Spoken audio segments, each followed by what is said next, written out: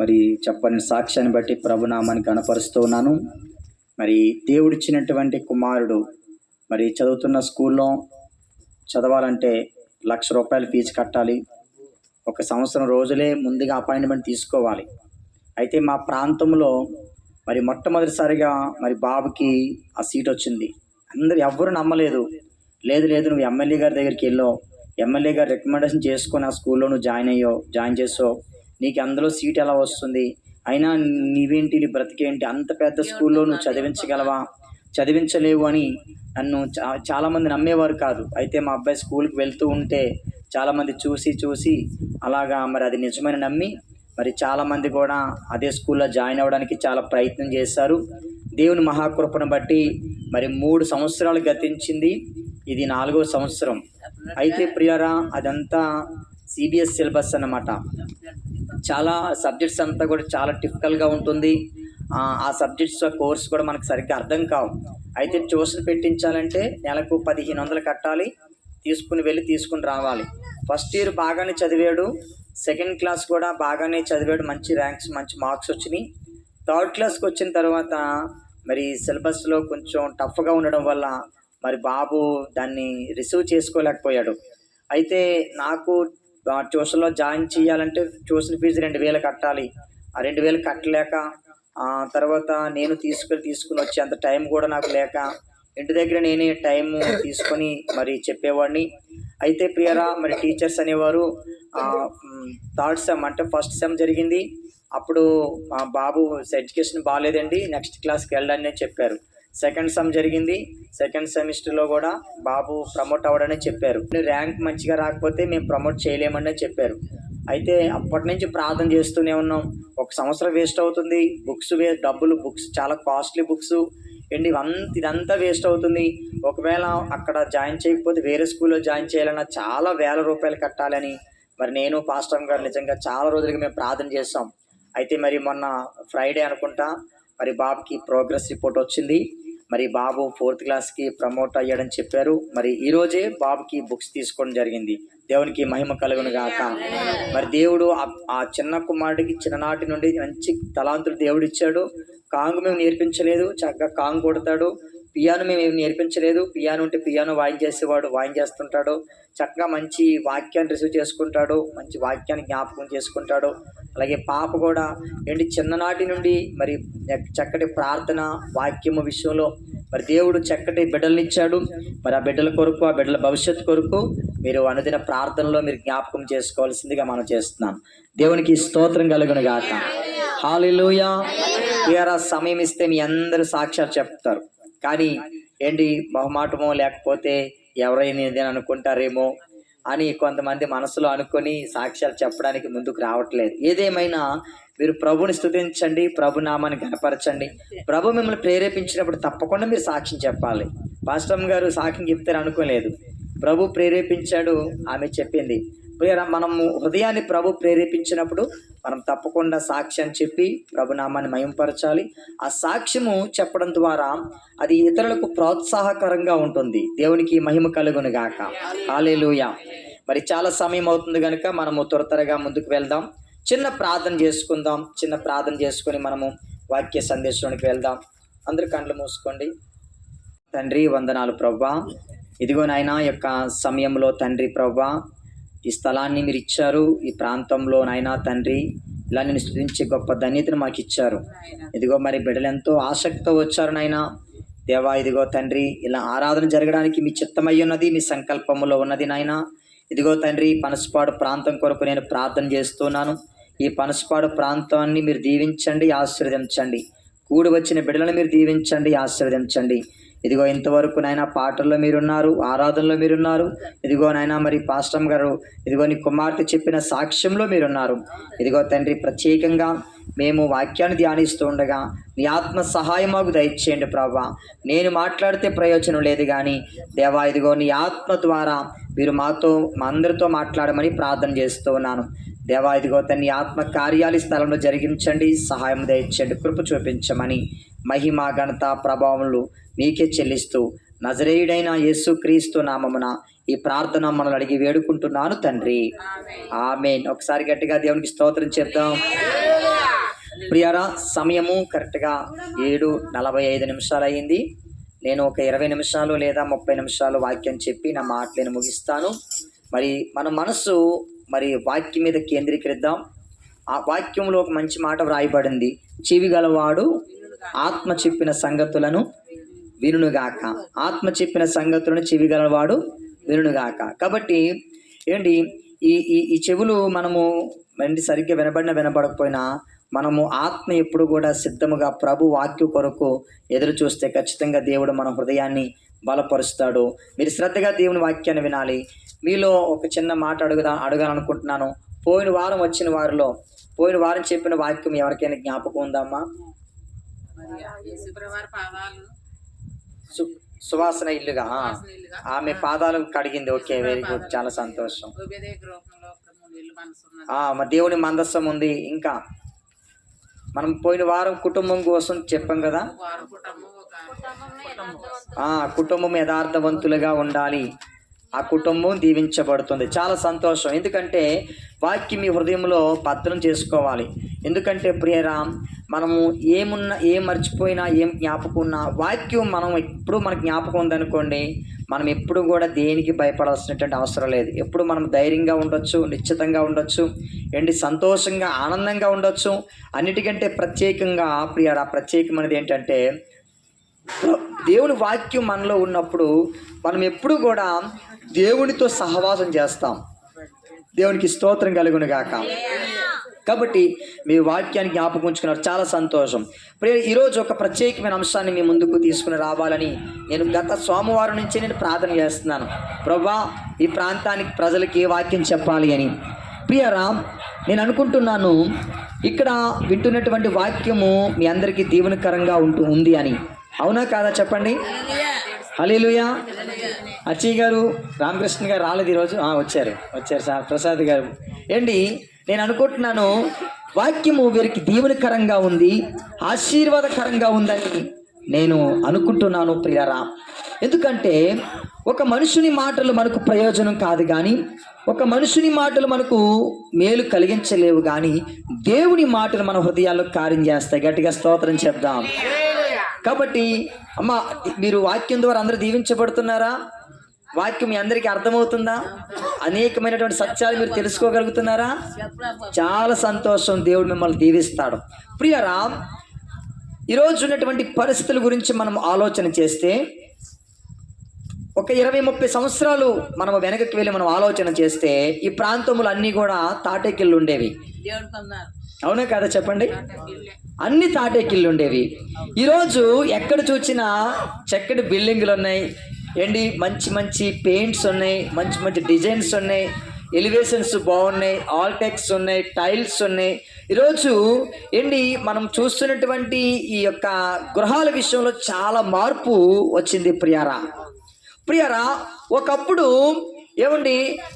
ఒక 100 రూపాయలు సంపాదిస్తే ఇల్లు గడిచిపోయేది.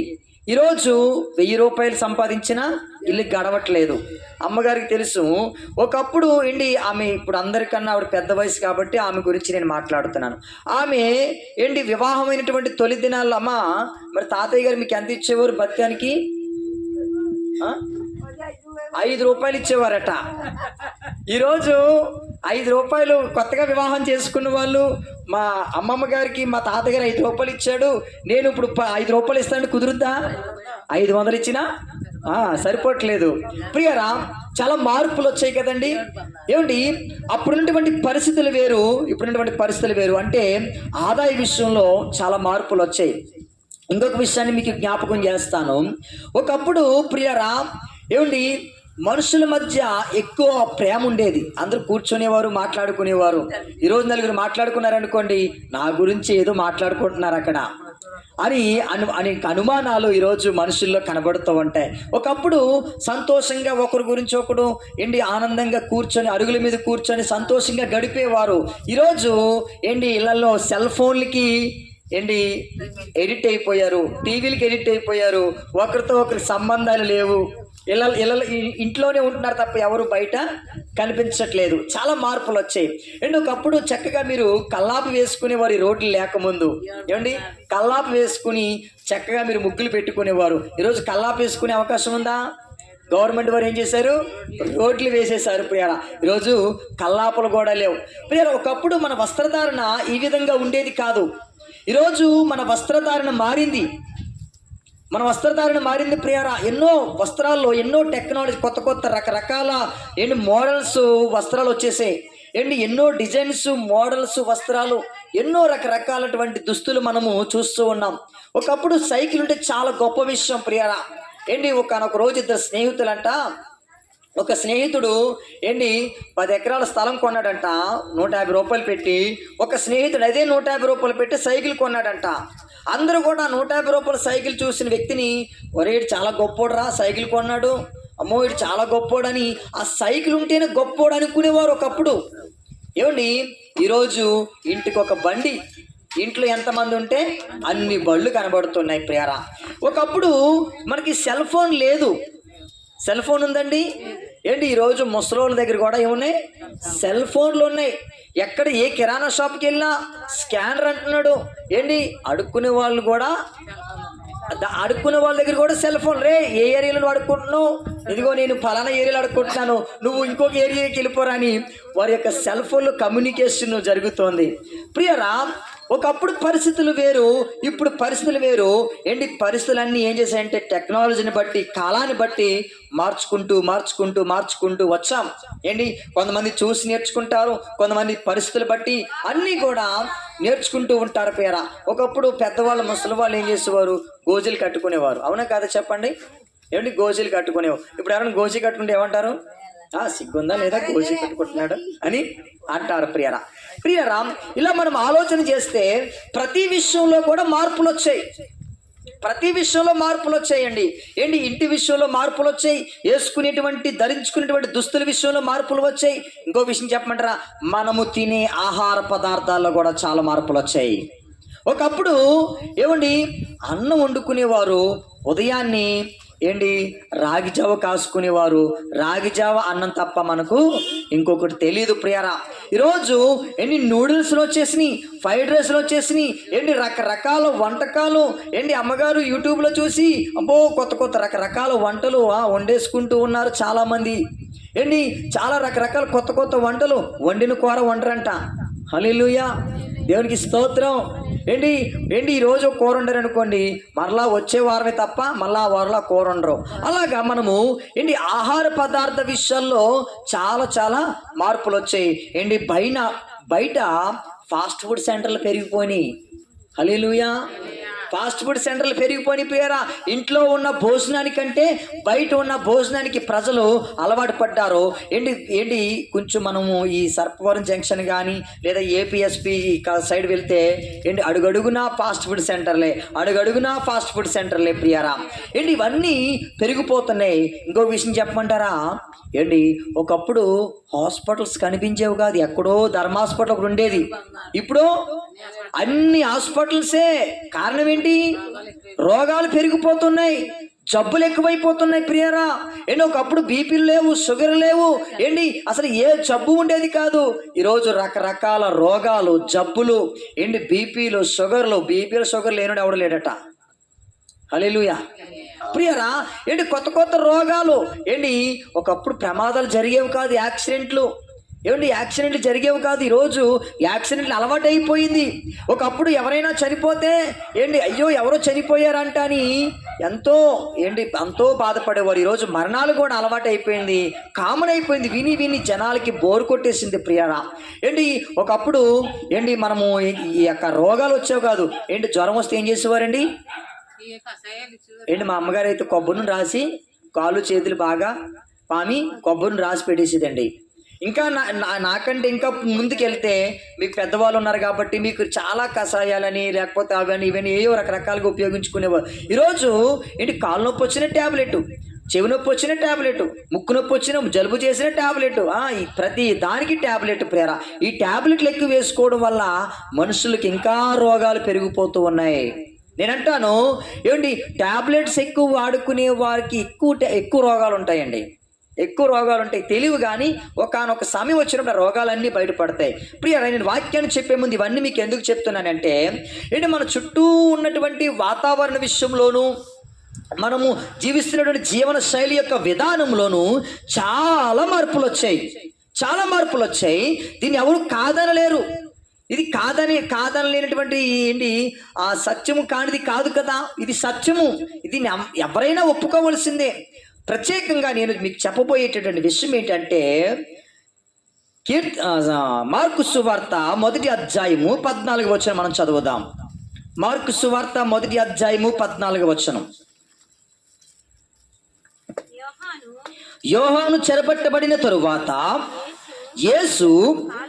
యేసుక్రీస్తు వారు మాట్లాడుతున్నారు. కాలము సంపూర్ణమై ఉన్నది, దేవుని రాజ్యము సమీపించి ఉన్నది, మారు మనసు పొంది సువార్త నమ్ముడని చెప్పొచ్చు దేవుని సువార్త ప్రకటించుచు గలిలియకు వచ్చెను. దేవునికి మహిమ కలుగును గాక. 2 చేతులు పైకి చాపి దేవునికి స్తోత్రం చేద్దాం.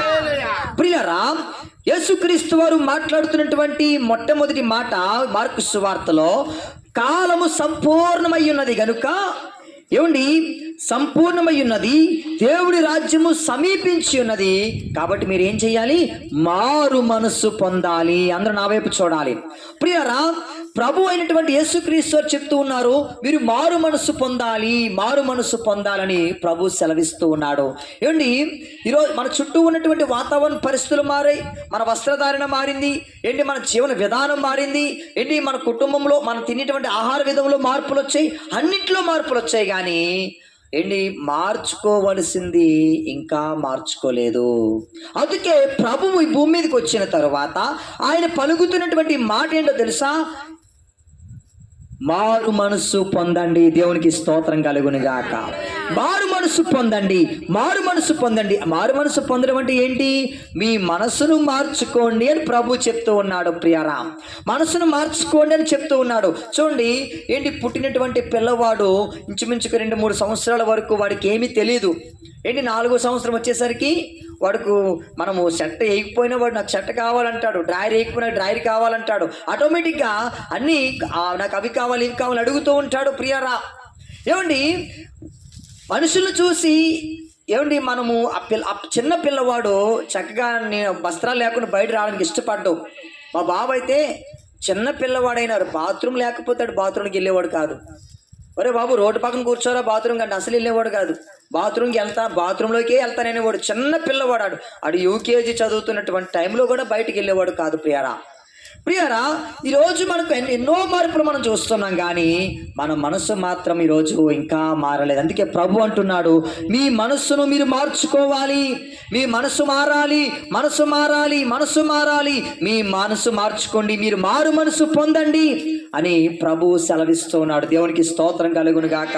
ఒకసారి మత్తయి సువార్త కూడా చదువుదాం. 3వ అధ్యాయము 1వ వచనం మనం చదువుదాం.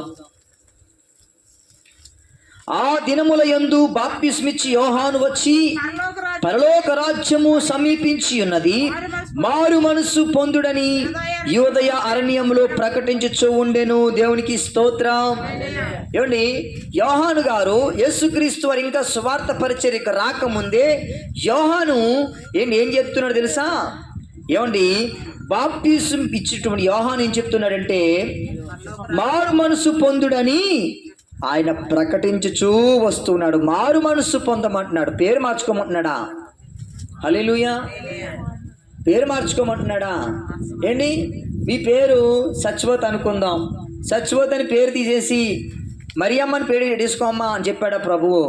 పేరు మార్చుకోమన్నాడా? లేకపోతే మన కులాన్ని మార్చుకోమన్నాడా? లేకపోతే మన మతాన్ని మార్చుకోమన్నాడా? ఏం మార్చుకోమన్నాడు? ప్రియరా, మన మనస్సు మార్చుకోమన్నాడు. గట్టిగా చెప్పాలి కూడా, దేవుని నామాన్ని మహిమపరుద్దాం. ఆయన సెలవిస్తూ ఉన్నాడు, దేవుడి రాజ్యం సమీపించి ఉన్నది, మీరు మారు మనస్సు పొందండి, మీ మనస్సును మార్చుకోండి. ఏమండి, మన మనస్సు మారకుండా ఏం మార్చుకుంటే ప్రయోజనం ఏంటి చెప్పండి? మన మనసు మారకుండా ఏమండి, ఊడు గుడిసెలో ఉన్నవాడు అయినా వాడు హృదయం బాగుంటే వాడు ఏమనుకుంటాడు తెలుసా? ఏంటి విలాసవంతమైనటువంటి భవనంలో జీవిస్తాను అనుకుంటాడంట.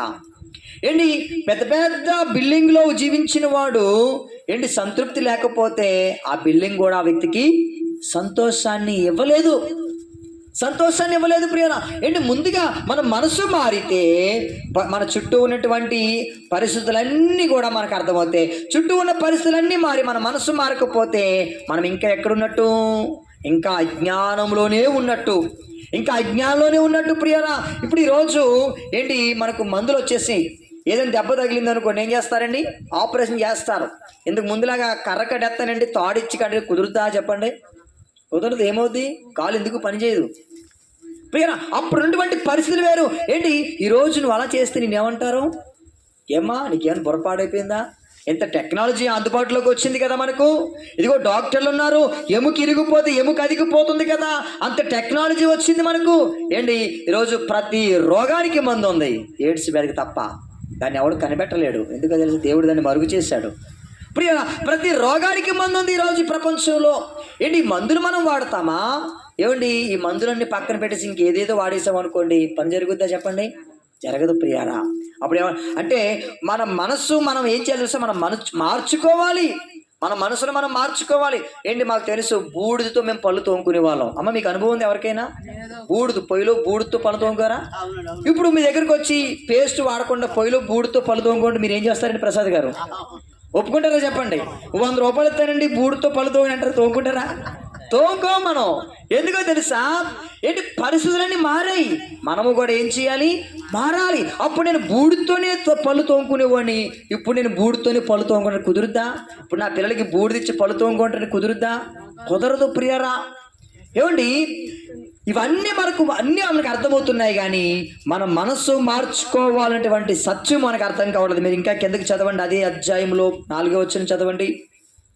ఈ యోహాను ఒంటె రోమముల వస్త్రములు చెరపట్టు మొల చుట్టూ తోలు తట్టియు ధరించుకునివాడు, మిడతలను అడవి తేనియు అతనికి ఆహారము. ఆ సమయమున యెరూషలేము వారిని యూదే వారందరూ యోర్దాను నది ప్రాంతముల వారందరూ అతని యొద్దకు వచ్చి తన పాపములు ఒప్పుకొనుచు యోర్దాను నదిలో అతని చేత బాప్తిసం పొందుచు ఉండిరి. ఏంటి ప్రియరామ్ ఇక్కడ అంటాడు, ఏంటి మీరు మారు మనసుకు తగిన ఫలము ఫలించుడి, దేవునికి స్తోత్రము కలుగునుగాక. హల్లెలూయా. మారు మనసుకు తగినటువంటి ఫలము మీరు ఫలించాలి. అంటే దేవుడు మారు మనసుకి ఒక ఫలాన్ని ఇచ్చాడు. ఏంటి అమ్మ, జామ చెట్టుకి ఏం కాయలు కాస్తాయి? జాంకాయలే కాస్తాయి. కొబ్బరి చెట్టుకి కొబ్బరికాయలే కాస్తాయి. మారు మనసుకి కూడా ఒక ఫలం కాస్తుందట. ఆ ఫలం ఏంటి తెలుసా? ఆత్మ ఫలము. గలతీ పత్రికలో మనకు 5వ అధ్యాయంలో రాయబడి ఉంది ప్రియరా. ఏంటి ఎవరైతే మారు మనసు పొందుతారో మారు మనసుకు తగినటువంటి ఫలము వారు పొందుతారు. దేవునికి స్తోత్రం కలుగునుగాక. ఏంటి మన మనసు ఏం చేయాలి తెలుసా? మార్చుకోవాలి. మన మనసు మనం మార్చుకోవాలి ప్రియరా. ఏంటి మా తాత ఏదో చేశాడు, నేను ఇప్పుడు అదే చేస్తే కుదురుద్దా చెప్పండి? కుదరదు ప్రియరా.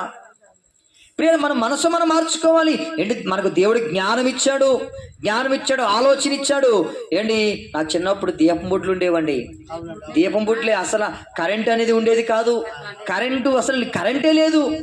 ఏంటి ఈరోజు మనకు కరెంట్ అందుబాటులోకి వచ్చింది. నేను కరెంటు వాడినండి, నేను దీపం బుడ్డే వాడతానంటే అప్పుడు కరెంటు ఉన్నా కూడా దాన్ని ఉపయోగించుకునేటువంటి జ్ఞానం మనకు లేదు. అయ్యో మన మీటర్ ఎలా వస్తుంది, కరెంట్ ఎలా వస్తుంది అనుకునే వాళ్ళం. ఏమండి ఈరోజు మనకు తెలిసింది. ఏంటి మనకి ఎవరైనా ఇల్లు కట్టుకున్నాం అనుకోండి, కరెంట్ మీటర్ కావాలంటే ఏం చేయాలి? రేషన్ కార్డు పట్టుకెళ్ళి మాకు మీటర్ కావాలని అప్లై చేసుకుంటే మీటర్ వచ్చేస్తుంది. ఏంటి ఇది తెలిసినటువంటి మనము ఇంకా మనం మీటర్ వేసుకోకుండా నేను ఇంకా లాంతరు వాడతానండి, నేను ఇంకా చిన్న దీపం వాడతానండి అంటే నువ్వు ఏం మారలేదన్నమాట. ప్రియరా, ఇవన్నీ మనం మార్చుకుంటున్నాము. మన చుట్టూ ఉన్న పరిస్థితులు మనకు మారుతూ ఉన్నాయి, ప్రభుత్వాలు మారుతూ ఉన్నాయి, చట్టాలు మారుతూ ఉన్నాయి. ఏంటి ప్రియరా, ప్రభుత్వాలు మనకి ఇచ్చినటువంటి దాన్ని ఏమంటారంటే పథకాల విషయంలో ఎన్నో మార్పులు వచ్చాయి ప్రియరా. కానీ మన మనసు ఇంకా మారలేదు. మన మనసు మనం ఇంకా మార్చుకోకపోవడం వల్ల మారు మనసుకు తగిన ఫలమును మనం ఇంకా పొందుకోలేకపోతూ ఉన్నాం. దేవునికి స్తోత్రము కలుగునుగాక. హల్లెలూయా. ప్రియరా, ఈ యొక్క 4వ అధ్యాయం 17వ వచనంలో మనం చదువుదాం. మంచి మాటలు మనకి ఇక్కడ కనబడతాయి. అప్పటి నుండి యేసు పరలోక రాజ్యము సమీపించినది గనుక మారు మనసు పొందుడని చెప్పుచు ప్రకటించుచు మొదలు పెట్టను, దేవునికి మహిమ కలుగును గాక. యేసుక్రీస్తు వారు మొట్టమొదటిగా చెప్తుంటాడు సువార్తలో మొట్టమొదటి మాట ఏంటో తెలుసా? మారు మనసు పొందండి, దేవుని రాజ్యము సమీపించి ఉన్నది, మారు మనసు పొందండి, మారు మనసు పొందండి, మారు మనసు పొందండి అని ప్రభువు సెలవిస్తూ ఉన్నాడు ప్రియరా. ఒకప్పుడు మనకు బావులు ఉండేవి, బావుల్లో నీళ్లు మనము నీళ్లు చేద తీర్చుకునే వాళ్ళం. ఏంటి ఈరోజు అమ్మగారు స్విచ్ నొక్కితే నీళ్ళు వచ్చేస్తాయి. ఏ నీళ్ళు కావాలా? చన్నీళ్ళు కావాలా? ఏ నీళ్ళు కావాలంటే నీళ్ళు వచ్చేస్తాయమ్మా. ఇంట్లో అన్ని సౌకర్యాలు ఈరోజు ఏసీలు వచ్చేసినాయి, టీవీలు వచ్చేసినాయి ప్రియరా, కూలర్లు వచ్చేసినాయి. ఏం కావాలంటే అది మనకు ప్రియరా. ఏది లేనిది ఏది చెప్పండి? ఈరోజు మనకు అన్నీ కూడా మనం సమకూర్చుకుంటున్నాం. అన్ని విషయాలు మనం మార్పులు ఎదుగుతున్నాం. కొత్తగా వివాహం ఒక రోజట ఒక సంబంధానికి వెళ్ళారట. అమ్మగారు అడుగుతుందట, ఇంట్లో మరి గ్యాస్ కనెక్షన్ ఉందా? గ్యాస్ ఆర్డర్ చేసుకునే పని లేదు, గ్యాస్ కనెక్షన్ ఉందని అడుగుతుందంట. ఇంట్లో వైఫై ఉందా? అమ్మ ఇంట్లో ఏమి లేకపోతే ఏముండాలి? వైఫై అంటే ఏంటి తెలుసా? నెట్ ఉండాలి అమ్మగారు. నెట్ ఉందా? ఏమండి ఇంట్లో నాకు ఈ ఫెసిలిటీస్ ఉన్నాయా? మోటార్ ఉందా? కరెంట్ ఉందా? ఏసీ ఉందా? ఫ్రిడ్జ్ ఉందా? ఏ ఫ్రిడ్జ్? మామూలు ఫ్రిడ్జ్ కాదు, డబుల్ డోర్ ఫ్రిడ్జ్ అట. ఇంకా 3 డోర్లు ఫ్రిడ్జ్లు కనిపెడితే 3 డోర్లు ఫ్రిడ్జ్లు అడుగుతారు అమ్మగారు. మంచం ఎంత మంచం? 6x6 కనిపెట్టాడు ఇప్పుడు. ఏంటి ఇంకా పెద్ద మంచం ఉంటే గదికి సరిపోయే మంచం, ఇంకా మంచం మీద నడాలి. ఇవన్నీ అడుగుతున్నారు రోజు ప్రియారా. ఏంటి కారు ఉందా? ఉద్యోగం ఉందా? అబ్బో అమ్మా ఏంటి ఒకప్పుడు ఇవన్నీ అడిగారా మీరు? సూర్యకాంతమ్మ గారు మీకు పెళ్ళైన కొత్తలో మీ ఆయన గారికి ఉద్యోగం ఉందా? మీ ఆయన గారికి కారు ఉందా? మీ ఆయన గారికి ఇంట్లో ఫ్రిడ్జ్ ఉందా? ఏసీ ఉందని అడిగారా? దేవునికి స్తోత్రం కలుగును గాక. హల్లెలూయా. ప్రియరా, ఈరోజు మనము అన్ని విషయాల్లో మార్పులు ఎదుర్కొంటున్నాం కదా. అన్ని విషయాల్లో మనం మార్పులు ఎదుర్కొంటున్నాం. ఇవేమీ లేకపోతే ఈ సంబంధం కట్టు అంటున్నాం. ఉద్యోగం లేకపోతే సంబంధాలు త్వరగా రావడం లేదు ప్రియరా. ఏమండి మనము ఎన్నిట్లో మనము మార్పులు ఎదుర్కొంటున్నాం, కానీ మన మనస్సు విషయంలో మనం మార్పు ఎదుర్కోలేకపోతున్నామండి. ఇంకా ఏంటి ఆ పాతకాలపు మనసుతోనే మన మనస్సును నూతన పరుచుకోలేకపోతున్నాం. మన మనసులో నిజమైనటువంటి విడుదల లేదు. ఇంకా మనసులో ఏదో భారం ఉంది, ఇంకా మనసులో ఏదో శాపం ఉంది, ఇంకా మనసులో ఏదో ఒక లోపం ఉంది. మనస్సు మారినంత వరకు కూడా ఆ మనస్సులో ఏదో ఒక భారము ఉంటూనే ఉంటుంది ప్రియారా. ఎప్పుడైతే నువ్వు మనసు మార్చుకుంటావో నువ్వు విడుదల పొందుతూ గట్టిగా చెప్పాలి కూడా దేవుని నామాన్ని మహిమపడతాం. ప్రభువా నా హృదయాన్ని తెరువు నాయనా, నా మనసు మార్చు ప్రభు అని నువ్వు ఎప్పుడైతే కన్నీళ్లు కారుస్తూ దేవుణ్ణి అడుగుతావో, నీ మనసు మార్చమని దేవుణ్ణి అడుగుతావో, దేవుడు నీ మనసును తెరుస్తాడు, నీ హృదయాన్ని తెరుస్తాడు. అందుకే యెషయా గ్రంథంలో అంటాడు, ఎవని మనసు నా మీద ఆనుకొనునో నేను వారిని పూర్ణ శాంతి గలవానిగా చేస్తాను. హల్లెలూయా. ఏమండి ఒకానొక రోజు ఒక తండ్రి ఒక స్థలాన్ని చూపించి ఒక పెద్ద కన్స్ట్రక్షన్ చేస్తున్నాడట. జాగ్రత్తగా వినాలి. ఒక పెద్ద కన్స్ట్రక్షన్ చేస్తున్నాడు. కన్స్ట్రక్షన్ చేస్తూ ఉంటే అడుగుతున్నాడు, అయ్యా ఇదిగో ఈ గది నా చిన్న కుమారుడికి, ఈ గది నా పెద్ద కుమారుడికి, ఈ గది నాకు ఇంకో కుమారుడికి, ఇలా గదులన్నీ చూపిస్తూ ఉన్నాడట ప్రియరా. ఓకే అండి, అయితే మరి మీ పిల్లలేరని చూపిస్తే పిల్లలు ఇంకా ఒకడేమో పాకుతున్నాడంట, ఒకడేమో నడుస్తున్నాడంట, ఒకడేమో ఇంకా అప్పుడే ఎలా చిన్న వయసులో ఉన్నారన్నమాట. ఆ యొక్క ఇంజనీర్ చూసి ఆశ్చర్యపోయాడట. ఏమనుకున్నాడా తండ్రి? పిల్లలు చిన్న వయసులో ఉండగానే అన్ని సమకూర్చేశాడు. అన్ని సమకూర్చే వారికి ఏమీ లోటు ఉండకూడదు, ఏమీ కొదువు ఉండకూడదని అన్ని సమకూర్చేశాడు ప్రియరా. అయితే ఆ పిల్లలు పెద్దవాళ్ళు అయ్యారు, వాళ్ళకి పెళ్ళిళ్ళు చేశాడు. సంతోషంగా ఎవరి గదులు వాళ్ళకి, ఎవరి బిల్డింగ్ వారికి అలా మొత్తం అందరికీ అలా ఇచ్చాడు. ఆ తండ్రి చాలా సంతోషంగా అనుకున్నాడంట, నా కళ నాలుగు నెరవేరిందని. అయితే ప్రియరా ఆ ఇంట్లో ఎప్పుడూ కేకలు వినబడుతూనే ఉంటున్నాయంట. ఆ తండ్రి అయ్యో వీరు చిన్న వయసులో ఉండగానే వీరు సంతోషంగా ఉండాలని నేను పస్తులుండి ఎంతో కష్టపడి శ్రమ ఓర్చి నా యొక్క రక్తాన్ని చెమటగా కార్చి వీరికి మంచి భవనాలు నేను కట్టించాను. ఈరోజు వారిని చూసి ఇంకా వేదన, ఇంకా శోధన, ఇంకా నిద్ర పడట్లేదు, తిండి తినట్లేదు, ఇంకా భారం అయిపోయిందంట. వాళ్ళు ఏమంటున్నారట, మేమేమైపోతే నీకెందుకు అంటున్నారట. అమ్మ వింటున్నారా రామకృష్ణ గారు? ఇప్పుడు ఏమంటున్నారంట, మేమేమైపోతే నీకెందుకు, మా గురించి నీకెందుకు దిగులు, నీకెందుకు చింత. ఒరే బాబు, ఆ రోజు ఆ దిగులు ఉంది కాబట్టే ఈ రోజు నీకు ఇల్లు వచ్చింది. ఆ రోజు ఆ దిగులు ఉంది కాబట్టి ఈ రోజు ఇంత గొప్పగా నువ్వు చదువుకున్నావు. ఆ రోజు నీ కోసం కష్టపడ్డాడు కాబట్టి ఈ రోజు నువ్వు గొప్పవాడు అయ్యావు. ఏంటి ఈరోజు మా గురించి నువ్వు పట్టించుకోవద్దు, మా గురించి నీకు అవసరం లేదు. ఏంటి పిల్లలు సంతోషంగా లేకపోతే ఆ తండ్రి ఎంత ఆనందంగా ఉండగలడా? ప్రియరా, నేనంటాను, ఏంటి మనము అన్ని సమకూరుస్తున్నాము, అన్నిట్లో మార్పులు ఎదుర్కొంటున్నాం, కానీ మన మనస్సును మనం మార్చుకోలేకపోతూ ఉన్నాం. మన మనస్సు మారినంత కాలము ప్రియరా మనల్ని ఏదో ఒకటి వెంటాడుతూనే ఉంటుంది, ఏదో ఒకటి వెంటాడుతూనే ఉంటుంది. మన మనస్సు మారాలి. దేవునికి స్తోత్రం కలుగును గాక. హల్లెలూయా. రోమపత్రిక మత్తయి సువార్త 12:41 చదువుదాం. మత్తయి సువార్త 12:41.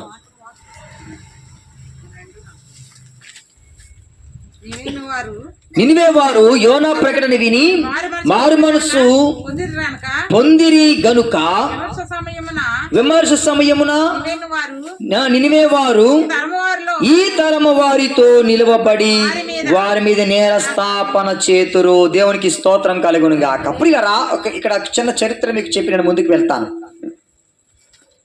నినివేటువంటి ప్రజలు భయంకరమైనటువంటి పాపములు మునిగిపోయారు. ఏంటి అక్రమాలు, అన్యాయాలు, దోపిడీలు, దొంగతనాలు చాలా భయంకరంగా ఉన్నారు.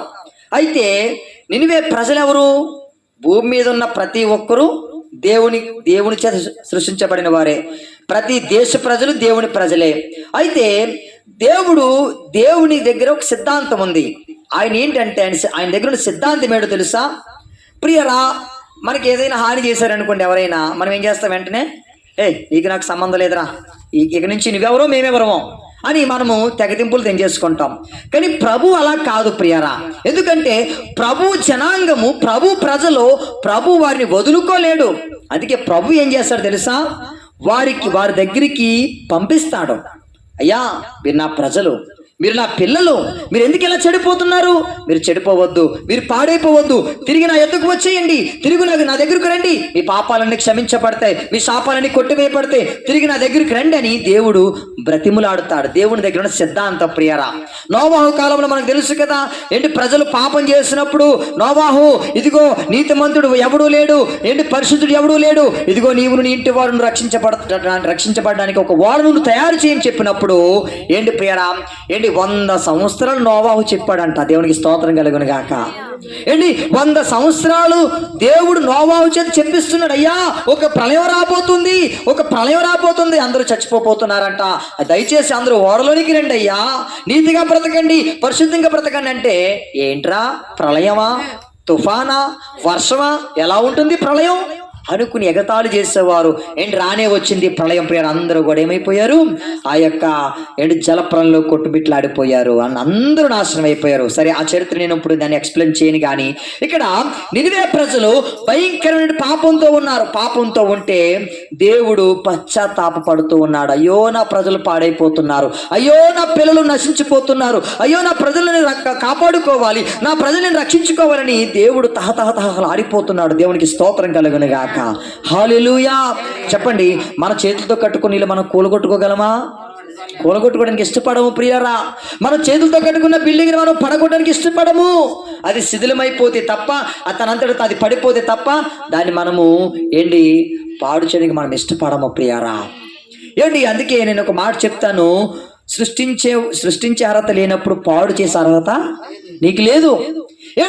దేవుడు ఆ ప్రజలను సృష్టించుకున్నాడు కాబట్టి ఆ ప్రజలను రక్షించుకోవాలని దేవుడు తహతహతహలు ఆడిపోతున్నాడు. ఆయన ఏం చేశాడు తెలుసా? యోనా, ఓ నా ప్రియమైన యోనా, ఇదిగో నినివే ప్రజలు నశించిపోతున్నారు, పాడైపోతున్నారు, వారు పాపంలో బ్రతుకుతున్నారు, వారు శాపంలో బ్రతుకుతున్నారు, వారు అక్రమాలు, అన్యాయాలు, దొంగతనాలు, దోపిడీలు చేస్తూ ఉన్నారు. నా ప్రజలు రక్షించడానికి యోనా నువ్వు నినివేకి వెళ్ళాలి అంటే యోనా ఏమంటున్నాడు తెలుసా? ఏంటి ప్రభువా, ఆ ప్రజలు పాపం చేస్తున్నారు, అన్యాయాలు చేస్తున్నారు, అక్రమాలు చేస్తారు, చంపే ప్రభువా అంటే ప్రభువుకి సలహాలు ఇస్తున్నాడండి.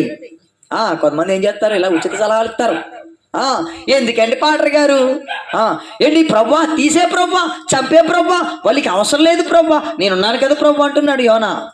ఎరే యోనా, నువ్వు కావాలిరా, వారు కూడా నా ప్రజలే, నేను వారిని ఎలా వదులుకోను, వారు నశించిపోతుంటే నాకు మనశ్శాంతి కలుగుతుంది అని దేవుడు యోనాను పంపిస్తే యోనాను వెళ్ళని చెప్పాడు. నా చరిత్ర అంతా మీకు నేను ఒకసారి ఎక్స్ప్లెయిన్ చేస్తాను, చాలా అద్భుతంగా ఉంటుంది. అయితే ఇక్కడ విషయం ఏంటో తెలుసా, యోనా ప్రాంతానికి వెళ్ళాడు. ఆ ప్రాంతంలో దేవుడు ఏదైతే చెప్పమన్నాడో చెప్పాడో, యోనా ప్రజలు, నినివే ప్రజలందరూ కూడా మారు మనసు పొందారు. గట్టిగా చప్పలు కూడా దేవుని నామని మహిమపరుద్దాం.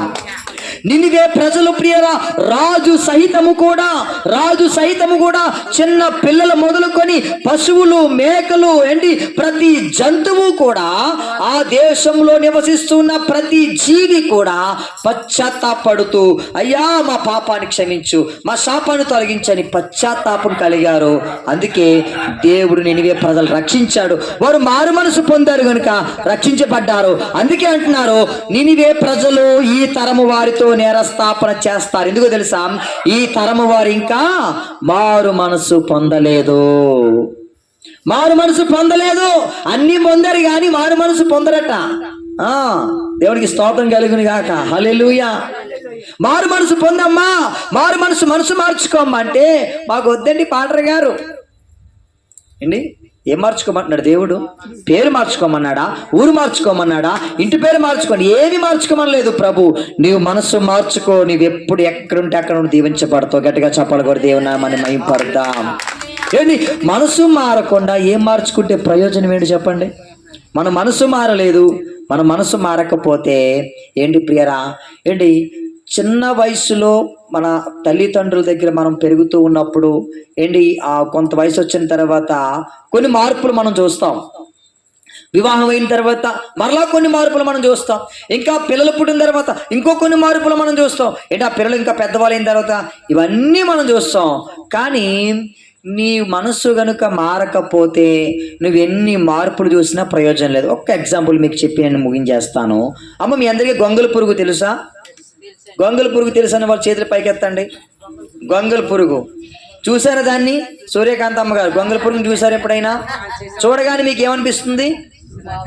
అబ్బా ఎంత బాగుందో ఈ గొంగళి పురుగు, ఎంత ముద్దు వచ్చేస్తుందో ఈ గొంగళి పురుగు, అబ్బా మా ఇంటికి తీసుకెళ్ళి పెట్టుకుంటాను. కృపావతి గారు, గొంగళి పురుగు పెంచుకుంటారా మీరు? పెంచుకోరు. అది చూసిన వాడు ఎవడైనా అసహించుకుంటాడు, అవునా కాదా చెప్పండి? గొంగళి పురుగుని చూసి ప్రేమించేవాడు ఎవడైనా ఉన్నాడా? ఎవడూ లేడు. గొంగళి పురుగు చూడగానే అందరూ అసహించుకుంటారు, కాలుతో నలిపేయాలనుకుంటారు, చీపురుతో కొట్టి చంపేయాలనుకుంటారు. ఒకవేళ ఏదైనా పక్షి చూస్తుంది అనుకోండి, దాన్ని తినేయాలనుకుంటుంది ప్రియారా గొంగళి పురుగుని. గొంగళి పురుగు చూడగానే ఒళ్ళో ఏదో జలజల ఆడుతూ ఉంటది. ఒకసారి గొంగళి పురుగు ఏం చేసిందో తెలుసా? ఒక మూలకి వెళ్ళిందట, ఆలోచిస్తున్నట్టు, ఈ ప్రజలందరూ నన్ను అసహించుకుంటున్నారు, నన్ను ఎందుకు అసహించుకుంటున్నారు ఈ ప్రజలు?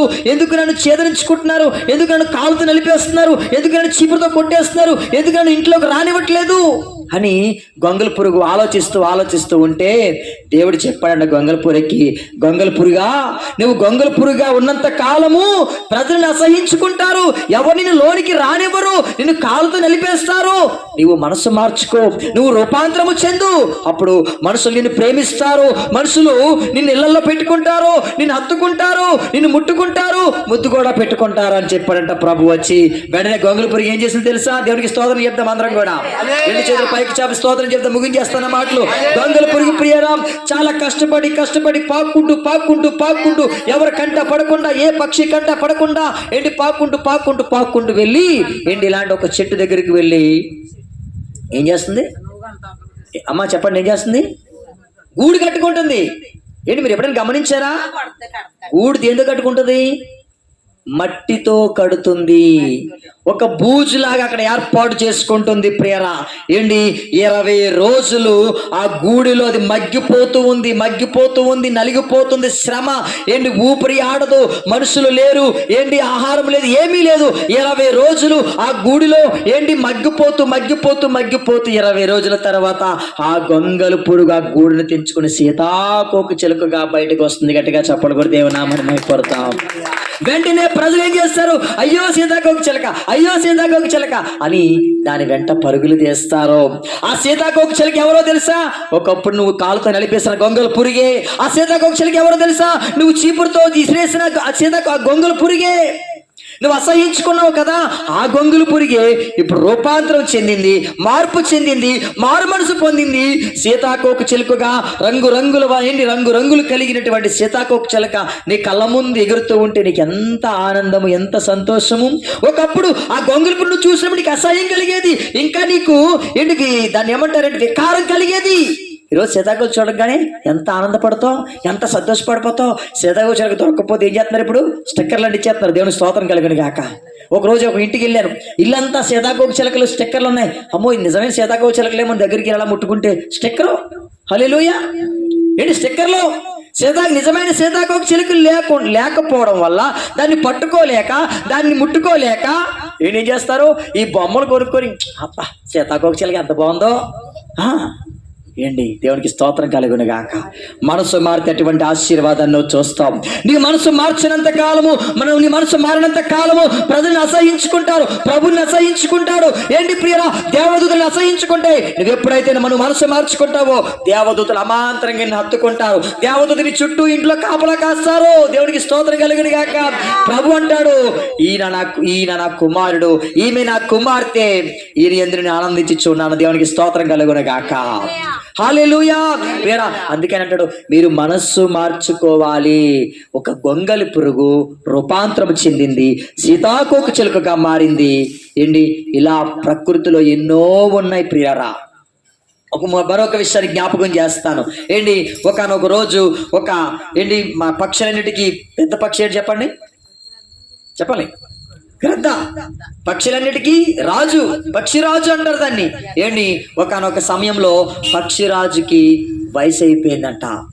వయసు అయిపోతే ఎగరలేకపోతుంది.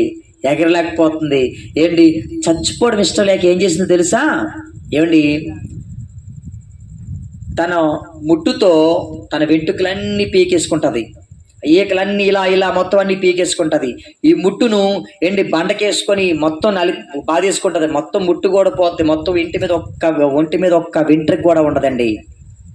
కొద్ది కాలము తర్వాత అది ఒక మూలకి వెళ్ళిపోతుంది ప్రియరా. కొద్ది కాలము తర్వాత దానికి మరలా రెక్కలు వస్తాయి, వెంట్రుకలు వస్తాయి, కొత్త ముట్టు వస్తుంది. చకచక గాల్లో ఎగురుతూ ఉంది. దేవునికి స్తోత్రం కలుగును గాక. హల్లెలూయా. ఈరోజు కష్టం వచ్చిందని, బాధ వచ్చిందని కృంగిపోయి నలిగిపోతూ ఉన్నారే. ఏంటి మన ముందు ఎన్నో జీవులను కళ్ళ ముందు మన దేవుడు ప్రవేశపెట్టాడు. మన మనస్సు మారాలి. ఈ రాత్రి నీ మనస్సును మార్చుకుంటే, ఈ రాత్రి నీ మనస్సు మారితే నువ్వెప్పటికీ ఐశ్వర్యవంతురాలువే. దేవునికి స్తోత్రం కలుగును గాక. ఎప్పుడు సుఖ సంతోషాలతో మీ కుటుంబం వర్ధిల్లుతూనే ఉంటుంది. ఏంటి మనసు మారకపోతే ఇంట్లో ఎంతున్నా సంతోషం ఉండదు. మనసు మారకపోతే ఇంట్లో ఏమున్నా సంతోషం ఉండదు. హల్లెలూయా. బంగారం తింటామో చెప్పండి, హల్లెలూయా. ఏంటి ఎన్ని బస్తాలు ధాన్యం ఉంటే తింటామో చెప్పండి, ఎంత తింటామో చెప్పండి. ఒక ముద్ద ఎగస తిన్నాం అనుకో, ప్రేమతో ఒక 4 ముద్దలు భర్తని మీ ఆయనకి తినిపించాడు, ఏమంటాం? అయ్యి బాబాయ్ వద్దండి తినలేకపోతున్నానండి. ప్రేమతో తినిపిస్తున్నాను తినంటాడు. తింటారా చెప్పండి? ఏంటి పాస్టమ్ గారు నేను బిర్యానీ తినేసాం అనుకుందాం.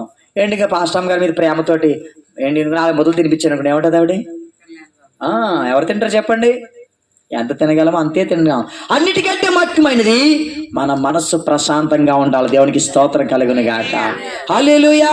ఆమె ఒకవేళ అనొచ్చు, నాకు కావాల్సింది ఈ ముద్దలు కాదండి, మీ ప్రేమ అండి అనొచ్చు. దేవునికి స్తోత్రం కలుగును గాక. హల్లెలూయా. ప్రియరా ఏంటి మనం మనస్సు మార్చుకోవాలి. ఆఖరికి ఒక్క మాట చెప్పి నేను ముగించేస్తాను. రోమపత్రిక 2వ అధ్యాయం 4వ వచనం. త్వరగా రోమపత్రిక 2వ అధ్యాయం 4వ వచనం. అమ్మ యవనస్తులు త్వరగా మీరు బైబిల్ తీయాలి. 2వ అధ్యాయం 4వ వచనం.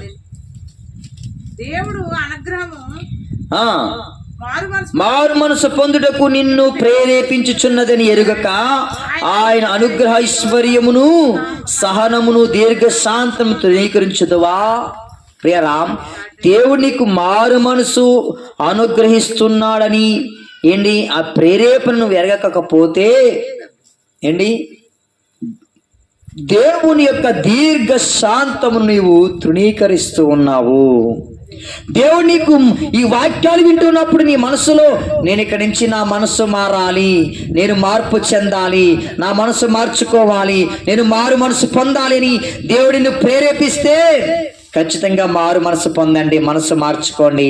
ఏంటి, దేవుడు ప్రేరేపించిన మీ బలవంతాన్ని బట్టి మీరు మనసు మార్చుకోకపోతే మీరు దేవుని దీర్ఘ శాంతమును ఏం చేస్తున్నట్టు?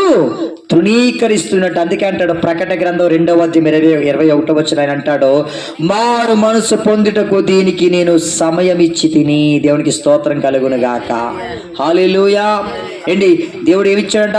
మారు మనసు పొందుటకు దేవుడు సమయం ఇచ్చాడట ప్రియారా. అంటే దేవుడు మన పట్ల ఏం కలిగి ఉన్నాడు తెలుసా? దీర్ఘ శాంతము కలిగి ఉన్నాడు. మారుతాడు నా కుమారుడు, నా కుమారుడు మార్పు చెందుతాడు, మరలా తిరిగి నా దగ్గరికి వస్తాడు, నన్ను హత్తుకుంటాడు, తన మనసు మార్చుకుంటాడు. నా కుమార్తె ఇక ముందులా ఉండదు, తన మనసు మార్చుకుంటుంది అని దేవుడు దీర్ఘ శాంతముతో ఎదురు చూస్తూ ఉన్నాడు. దేవునికి స్తోత్రం కలుగును గాక. ఈ రాత్రి ఏంటి సేవకుని నేను ఒక మాట చెప్తూ ఉన్నాను. ఏంటి ప్రియరా, మనం ఎన్నో మార్చుకోవచ్చు, కానీ మన మనసు మారకపోతే ఏంటి ప్రియరా, ఎన్ని ఉన్నా కూడా అవన్నీ శూన్యం. కాబట్టి ముందుగా మనం మార్చుకోవాల్సిన తెలుసా? మన మనస్సు మనకు మారాలి. ఎప్పుడైతే నీ మనస్సు మారుతుందో నీవు ప్రత్యేకింపబడిన దానిగా గుర్తింపు పొందుతావు. దేవుని చుట్టూ కంచె వేస్తాడు, దేవుని కుటుంబం చుట్టూ కంచె వేస్తాడు, దేవుని కుటుంబాన్ని దీవిస్తాడు, దేవుని కుటుంబాన్ని ఆశీర్వదిస్తాడు. దేవునికి స్తోత్రం కలుగును గాక. హల్లెలూయా. ప్రియరా, మీకు ఒక మాట జ్ఞాపకం చేస్తాను. మన మనసు మారితే మనం ఎప్పుడు గొప్పవారమే. ఏంటి, మన మనసు మారలేదనుకోండి, ఏంటి మన మనసు మారకపోతే ప్రియరా, ఏంటి ఇంకో విషయం చెప్పిన, ఆ ఇల్లు కూడా లేదు, ఆ ఇల్లు కూడా లాగేసుకున్నారు, వ్యాపారం లాగేసుకున్నారు, ఆస్తి మొత్తం లాగేసుకున్నారు. పేరా ఏంటి, దిక్కుతోచని స్థితులు మేము రోడ్డు మీద పడుకునే వాళ్ళం. ఇలాంటి రోడ్డు మీద పడుకునే వాళ్ళం మేము, సిమెంట్ రోడ్లు ప్రియరా. ఇలాంటి వీధులేటి కింద నేను చదువుకునేవాడిని. ఏంటి, ఎవరు కూడా ఏంటి చిన్న సహాయమగు చేసేవారు కాదు. అందుకే నేను ఒక పాట రాశాను. ఆ పాటలో ఒక చరణం నాకు చాలా ఇష్టం. ఆ చరణంలో మొట్టమొదటి చరణం ఏంటంటే, ఊహ తెలియని సమయంలో ఉన్నతంగా ఉంది నా స్థితి, ఊహ తెలిసిన నాటికి దిగజారిపోయింది నా స్థితి, కళ్ళ ముందు కరిగిపోయినను కానరానేదెవ్వరు, దిక్కుతోచని స్థితిలో ఉన్నను దారి చూపలేదు ఎవ్వరు, నా బలము నీవే, నా ధైర్యము నీవే, నా బలము నీవే, నా ధైర్యము నీవే, మేలు చూపువారు ఎవరు. ఏంటి, నిజంగా ఈ పాట నేను రాసినప్పుడు కన్నీళ్ళతో రాశానండి. మాకు తెలిసినటువంటి ఈ వయసులో, చిన్న వయసులో ఉన్నప్పుడు మాకు చాలా ఆస్తు ఉండేది. ఏంటి, మా నాన్నగారు కట్టలు పేర్చేవాడు. అలాగా ప్రియరా, మాకు ఇంట్లో అన్ని కూడా టేకు చెక్కతో తయారు చేసిన వస్తువులే ఉండేవి. మా ఇంట్లో ఎవరింట్లో ఉండేవి కాదు. ఏంటి, పేట చెక్క దగ్గర నుండి కుర్చీ వరకు, మంచం, ఏంటి ఆ పైన పెట్టేటువంటి బల్లలు, బీరువాలు అన్ని టేకు చెక్కలే మా ఇంట్లో. ఇప్పటికీ కొన్ని నెలలు దాచాం, మా నాన్నగారు చనిపోయారు. ఏంటి, అవన్నీ ఇప్పటికే మా ఇంట్లో కొన్ని వస్తువులు నేను అలా భద్రపరిచాను. ఏంటి, టేకు చెక్క, ఆ కాలంలో టేకు చెక్క ఏంటి తయారు చేయబడిన ప్రతి వస్తువు మా ఇంట్లో ఉండేది. పేర ఆ వయసులో ఎంతో ఆస్తి ఉండేది. ఇప్పుడు చాలా మంది అనేవారు, రే బాబు మీకు చాలా ఆస్తి ఉండేదిరా, మీరు చాలా ఆయుష్ గొప్పవాళ్ళరా, మీకు చాలా ధనం ఉండేదిరా మీకు అనేవారు. ఏదేమైనా కూడా మా మనసులో మేము మార్చుకున్నాం కాబట్టి ఏంటి దాని అంతటిని మేము విడిచిపెట్టాం. ఏంటి, అదంతా అనుభవిస్తున్న వారిలో సంతోషం లేదు, ఆనందం లేదు. ఈరోజు మేమే సంతోషంగా ఆనందంగా ఉన్నాం. దేవునికి స్తోత్రం కలుగును గాక. హల్లెలూయా. అందుకే నేను బలంగా చెప్తున్నాను, మీరు మీ మనసులను మార్చుకోండి.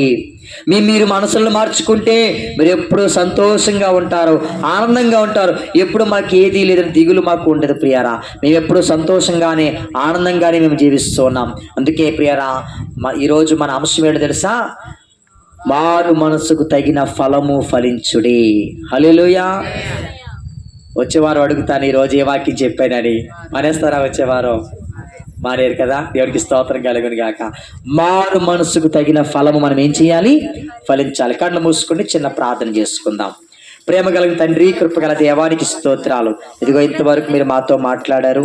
ఇదిగో విన్న ప్రతి మాట బిడ్డల హృదయాల్లో మీరు స్థిరపరచమని, దాన్ని ఫలింపచేయమని, దీవించి ఆశీర్వదించమని, గృహాల్లో ఉండి ఎందరైతే వాక్యం విన్నారో వారిని కూడా మీరు దర్శించమని, ఇదిగో కూడి వచ్చిన బిడ్డలందరినీ మీ చేతులకు అప్పగించుకుంటూ యేసుక్రీస్తు నామమున ఈ ప్రార్థన మమ్మల్ని అడిగి వేడుకుంటున్నాము తండ్రి. ఆమేన్.